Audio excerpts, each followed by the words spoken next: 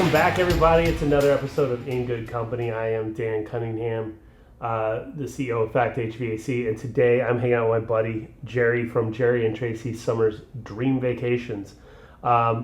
This guy's been around the world, so we're going to learn some stuff here. He has seen some things. So hope you enjoy the interview, and let's get to it. Let's get to it. How did you end up becoming a travel agent? Well, give me the backstory first of all. Well, that's a long backstory. Man, goodness. Let's see. So I had one of a very tight, not very travel-friendly childhood. So then I said, when I was getting ready to go to college, I couldn't pay for it. So I joined, I have an ROTC scholarship for the Navy. Okay. And I figured if I join the Navy, at least I should see the world, right? And so that was my intent. So part of the thing they sell you on. That's one of them. So I went to Iowa State, got a chemical engineering degree. Okay. Met Tracy there at Iowa State. She was getting an electrical engineering degree. Two engineers. That's right. All right. And the first time I got the travel bug, the first time I really traveled on an airplane, I went to someplace outside of the states adjoining Iowa, was from the Navy going to San Diego. So the San Diego is very close to a border, so I flew to San Diego, went to Tijuana, of course, as a 18-year-old, right? 19-year-old, go to Tijuana. But during that same trip, I went up to Whidbey Island in Washington State. Okay. So if you're up in Washington State that close, I'm up in Canada. Right. So in a very short window, I went on an airplane and visited two countries. And I thought that was the first time that I thought, I would like to do more traveling. When I graduated from Iowa State and as an officer, I went to the submarine community. And so, as you can see, submarines. So you got to see a lot of stuff under the ocean. I saw a lot of the stuff under the ocean, but I had a chance. We had some really cool cruises. I was stationed in San Diego while Tracy when she graduated, she came here to Phoenix and has been working with the same company for 28 years. Wow. Yeah, that almost never happens anymore. Oh, yeah. 28 years at one place. That's pretty solid. Exactly. So we lived, even though we were married, we lived separated for the first 5 years of our marriage. Yep. And so communication was very key. But during that time in San Diego, I had a chance to visit Seattle. We went up to the Arctic, and we did 19 surfacings through ice or through the water. Okay. And that's how I can say that I've actually really gone around the world. And I did it about less than 5 minutes because you get up to the North Pole and you can and then just take a left or a right and you went around the world. There you go. Went around the world several times, just because we could. Why not? If you're there, you might as well take advantage of it. That's right. So then we also did a Western Pacific deployment, and we went to Guam, beautiful island in the Pacific. We went to Japan, several cities in Japan. We went to Busan we went into Chinhae, South Korea. Okay. Hong Kong, right before they had turned over their national to China. Right, they had gone back to China, right. And also into Australia, and we did some things with the Australian Navy. Oh wow, cool. That's their submarine dolphins. Nice. So it was a cool experience to see all of these new countries and new cultures. And then I got back to the United States, and that was when I resigned from the Navy, and I moved here, and I've done a lot of careers, some in insurance, some in teaching, some in engineering sales, some in engineering manufacturing. But when Tracy took a new role with her company as a director and was in supply management, she was traveling around the world to go and visit suppliers. And I said, this is a good time for me to reevaluate what I want to do with my life. And so I resigned from the last job, and I just was her travel buddy, and doing the house husband work around the house, walking the dogs, doing all the honey-do lists. Right. And I loved it. And then she stopped traveling because she'd already seen all of her suppliers. And then I said, what should I do next? And so, there's this, Master Google, Right. So I'm Googling, I wanted to work on my own. I wanted to be my own entrepreneur. I wanted to do my own career. And so I Googled, veteran-owned franchises, because it's nice to have your first time, Right. it's nice to Have have some a little guidance, scaffolding. have a rubric for what you're doing. Yeah. Exactly. And so one of them was Dream Vacations, and they have what's called they were like one of the top franchise for veterans. Nice. Okay. And so they have an operation vetrepreneur. Awesome. You get the whole challenge going and everything. That's right. And Yeah. so I started with them in July of 2019. Okay. And so Tracy and I both went through the training. We got all trained up on this how to be a travel advisor. And then 2020 happened. And so timing's everything.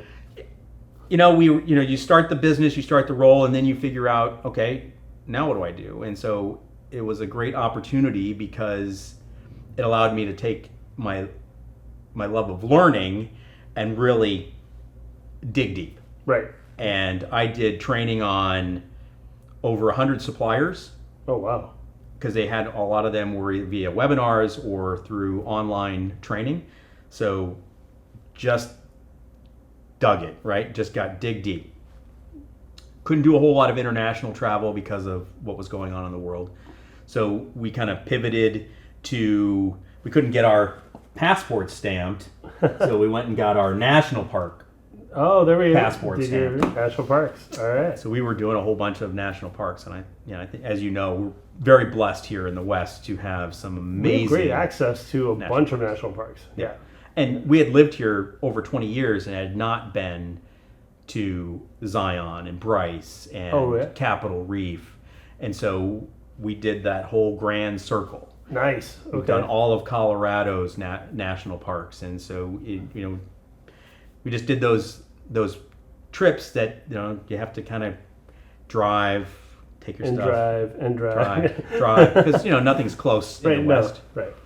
But oddly enough, in a relatively quick pattern, you can get to a very large and diverse national park. Exactly. I'm just so blessed. It's just beautiful. Yeah. So we did national parks, and we loved it. We're still national park annual pass holders. And so we really love that. And so when Disney reopened, we went back to Disneyland, Disney World, Universal Studios. Now, Disney's a particular thing for you. You love Disney, and I know you've been on a few Disney cruises.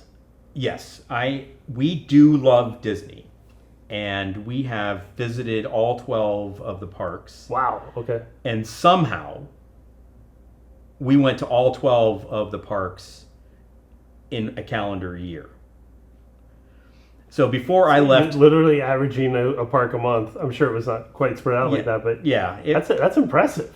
The thing is, it wasn't even planned. So we had planned a the first half marathon at Disneyland Paris. Okay. So that worked. That was the first one, and then my work took me to Florida for a sales meeting. So we went to the parks in Walt Disney World. We even went to Vero Beach, which is Disney's own resort. Private resort, yeah. And then my territory was California, so we went to Disneyland and California Adventure. And then Tracy had a trip to China, so we decided to add Japan in beforehand. So we did the two parks. Tag it on the way over, right? And then Shanghai, and then we decided she had to go to Taiwan, so then we hopped over to Hong Kong and did Hong Kong. So in less than 12 months, we went to all of the Disney parks. Wow. And we also did a Disney cruise. So we went to Aulani, which is Disney's Hawaii Disney's resort, right? Yeah. Disney's Aulani. So because my territory was also Hawaii. Included Hawaii. So it was just like, I love this part about, and I think this is becoming more of a thing now, is the workcation or bleisure travel. Because you're already there, so why not use it? Correct. Right? Use that time, extend your time a little bit, go and see the world. This is a perfect opportunity. I mean, the work from home shift that took place, and then remote work as a whole, really started to show a lot more people they could work remotely. That's right. Everything else, and again, I really admire everybody who has gone, hey, you know what? I can work from wherever. I'm going to go spend a month and live somewhere. I'm going to test it out. I think that's a perfect thing. Go do it. I love the way people are doing that. And again, take a vacation. Yeah, you still have to work here and there, but I can sit at my house and work in my 12 by 12 office, That's right? Or so. Or I can be on the beach working from the beach. Wherever the Wi-Fi is strongest. Wherever the Wi-Fi is strong. There you go. And it just so happens to be at the swim-up bar. Yes, it happened to be at the wherever bar. that may be. I didn't know that was where the best Wi-Fi. Hey, this is not a Zoom background. This is actually the beach. That's right. Yeah, so we have been on now all 5 of the Disney cruise ships. Nice. Okay. And so we just had got off 2 weeks ago. We were on the Disney Wish, which is an incredible new ship. Okay. Especially, they have this Oceaneers Club that I feel like I want to be. I don't think I'll ever say this again, but if I could be in that 3 to 12 range again, this would be ideal. This would be where I want to be if I was a 3 to 12-year-old kid. This is the place to be. And when they had the open houses, we were riding the slide down from the main into the location. We're going hands on in the Star Wars cargo bay and the Marvel lab and the Imagineers lab. It's just, Disney does cool activities for all ages, for everybody. And because we don't have children, but we've been on now 12 Disney cruises. Just like to behave like a kid. Exactly. And they have adult spaces, but sure. You can still. I think that's what keeps people young is that you have to act whatever age you want to be. Right. I think so. And we had a discussion about the adult only cruises from Virgin, which is next. So if you want to do, so you can go play as a kid and then you can go play as an adult. Exactly. So that's the next trip that's on us next week. We're going to be doing a transatlantic on Virgin's newest ship, which is the Valiant Lady. Okay. And so we do go from the bookends. We just got back from Disney, and then we're going to Virgin. So it's that's how we roll. Hey, well, again, never trust a skinny chef. Never trust a travel agent who doesn't travel. Exactly. I think 50% of the time I've known you in the last few years, you've been gone. Like you're always traveling somewhere interesting. If I could go on a month-long vacation every month, I think that would be the ideal. But month-long vacation every month, I like that. I gotta put that in my retirement plans right there. Well, and like you were saying, it's like I can work remotely, and so if I have good Wi-Fi on whatever ship or resort that I'm on, I can. Doesn't matter if I'm here or if I'm across the world. No. As long as you can get a hold of me, and as long as the expectation is that I don't need immediate help. Right. And that's why I like to plan anywhere from 8 to 12 months out. Okay. When you start doing your planning for your next vacation. Right. Okay. Because you get the best deals, the early booking discounts, you get the best availability. True. Because options. Right. Exactly. If you want to have that 2-bedroom suite, it may not be available if you book the week before. Right. On that note, so obviously, your guys' tagline is "Let us engineer your dream vacation," right? So, engineers to me, detailed, planning, meticulous. When you're booking for a client stuff, how does that come out? How do you work? And again, big question is, like most industries, we're currently putting our price book online. We do a lot of transparent things that are not big in our industry, right? We had a client ask us this week, you realize we can go, your clients can just go online and look at what those parts cost and all that. I'm like, yeah, in fact, I put a lot of it on my website. Please do. Mm-hmm. We're transparent. We're happy that you go do that. It doesn't make them not want to use me, right? Just because they can look what the part costs doesn't mean they want to go electrocute themselves doing their AC. Right. In your world in travel, there's a lot of travel tools out there, but what is the advantage? How do you articulate that advantage of why you should use a travel advisor to book your own trip, not just go to the internet and throw some darts at the board and see what hits? I like the internet for looking for ideas. Mm-hmm. Now, the internet is vast, and so sometimes you can go down the rabbit hole and be lost in a field of options, and at the end of the day, you may not even make an option. You may not even take a trip. You may not even take a trip because you got so fed up. And so the nice thing about working with the travel advisor is that they help give you a limited number of options based off of consulting with what are your likes, what are your dislikes, where have you been, where would you like to go, what are the things you like to do while you're on vacation. Right. And so giving that's what the engineering part of me and the consulting engineering part of it helps me with, is that I ask questions and I keep digging deeper to find out what is it that you really want from this trip. What is going to make it successful for you? And most of the time, the things that it's successful is not that I saved $2, an extra $2 on my trip. Right. It is, what are the experiences that I had on that trip that I will remember. Yeah, the peak of life experience from travel. That's right. Yeah.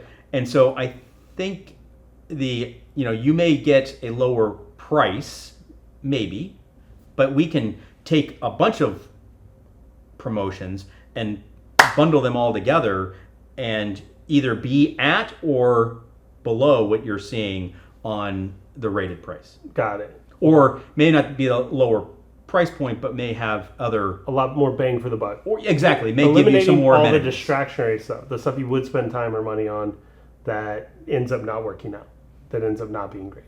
And you see pictures online, but you don't have any first-hand accounts, and you can read reviews, right. And sometimes they're well written. Sometimes when I see a 1-star, that's somebody that is angry because of what that experience that they had. Correct.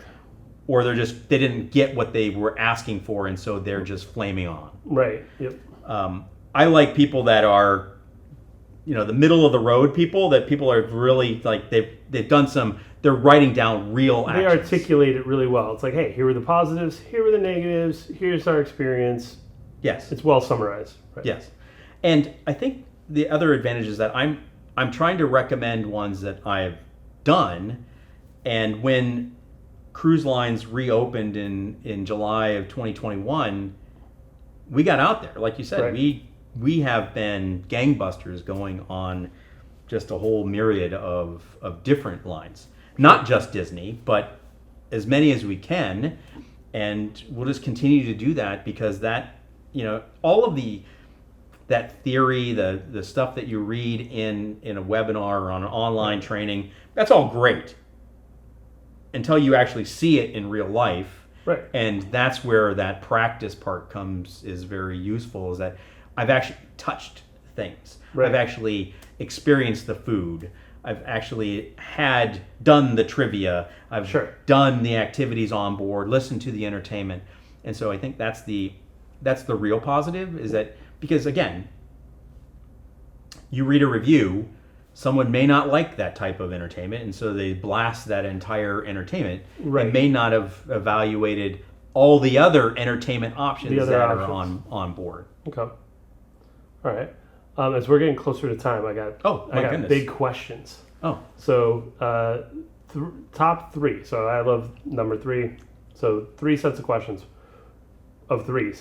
Top 3 places you think a majority of people, obviously everyone has different tastes, top 3 things everyone should go experience. Travel. 3 places or experiences.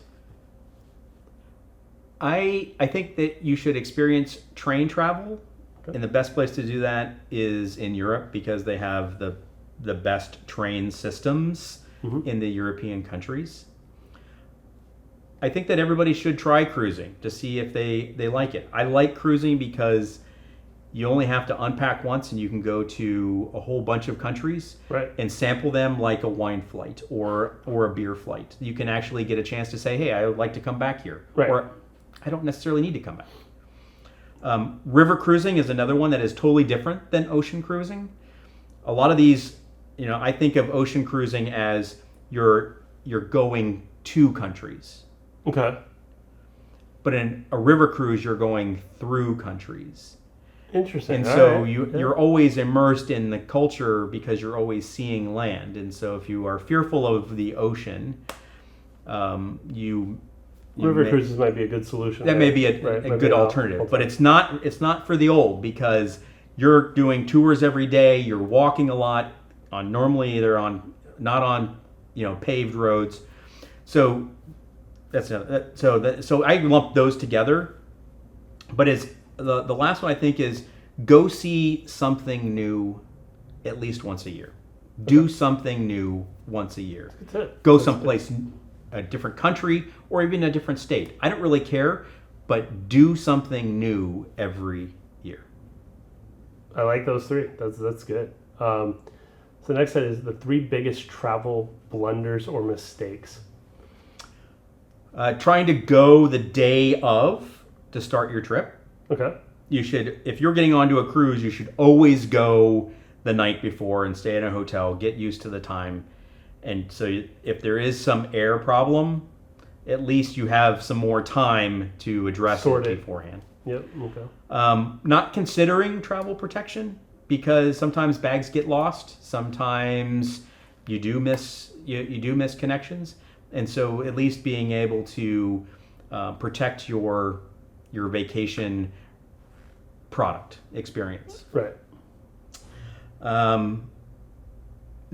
Not packing, sharing the packing. So if you were to check a bag, I would always take and put a little bit of each one of your partners into bags. Don't just put everything. Don't put all of your stuff all into one bag, because if that bag gets lost, then you're wearing whatever clothes on or whatever you can get at the shops. Right. Okay. So that kind of ties in together, but also make sure that you have a go bag, things that you want to have on there that are close at hand. Like you want to have something to read, and don't just take your Kindle, because if battery power goes out, take a real book. Those exist. You can still get them. What? No. You can still There's get no them. Such thing. And have some snacks, because people do get hangry. So whatever you need, have that in a little to-go bag as part of your travel. Okay. And get your passport. Everybody should have a passport, because that is your ticket to the rest of the world. Yep. I know I went more than 3. I apologize. That's all right. So the last one is a more whimsical question. As an engineer, what are the 3 things you have witnessed while traveling that you cannot figure out how they got made or who engineered it? Well, in Europe, they don't have as much tort law. Mm-hmm. And so when you're going across a bridge that doesn't have any railings on it, you go, wow. So you compare it, you looking through the engineering lens of the United States compared to the rest of the world. No. The squat toilet, I have never really been able to understand the whole squat toilet. Or the signs on the regular side, the regular toilets, where it says don't squat. Yeah, those are always kind of interesting. Like, someone had to draw this, and someone had to explain this because someone did this. Okay. Yeah. That's an interesting.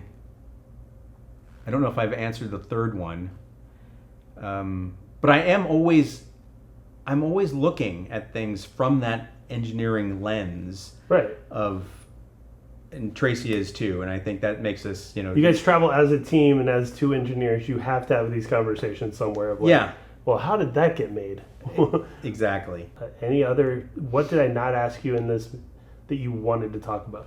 Well, it's very important that if you go on a vacation, put your air conditioning on holiday mode, because you want to save a little money when you're not at home. There we go. Like, I normally have it at 72 in my house, so when I go bump it a little higher, about 78 or something like that, so that. Do you have a remote thermostat that you can? I don't currently. Okay. All right. So that may be something that we have a conversation. They get you a Wi-Fi enabled one where you can check in and you can actually monitor it, make sure it's still working, and then turn it down before you get home. That's so probably. Cool. I have had that in the summer when we come back, and it's it takes a while for it to cool down. Well, a lot of times you arrive midday, and that's the worst time to get home and try to cool it down from there. Whereas you could turn it on the night before, get it pre-cooled. We may have to have this conversation. Wi-Fi thermostats. There you go. That's it. That'll wrap it up.